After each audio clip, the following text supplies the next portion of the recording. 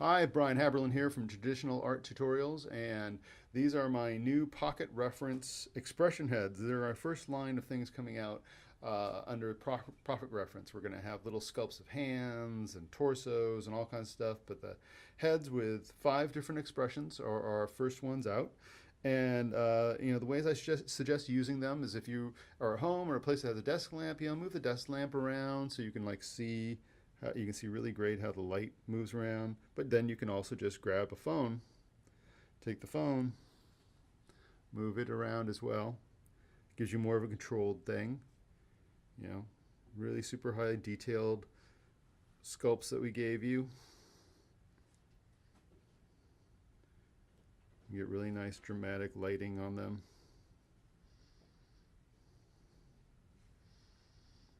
I suggest also you can look at them. You can either put them against, like if you're drawing next to them, use the case that comes with them and lean them against them, so you have something like that where you can lean it against. I also suggest getting a little bit of, this is plasticine. This is just that never drawing, little kid sort of clay, super cheap.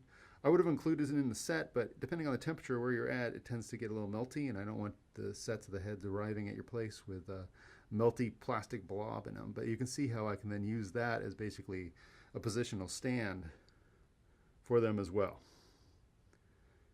Great reference. Old school learning to draw from sculpts is one of the fastest, best ways. You get the full volume as opposed to doing, if you're using reference that is basically a 2D image, you just don't get all this sort of analog value that you get out of an actual piece of sculpture.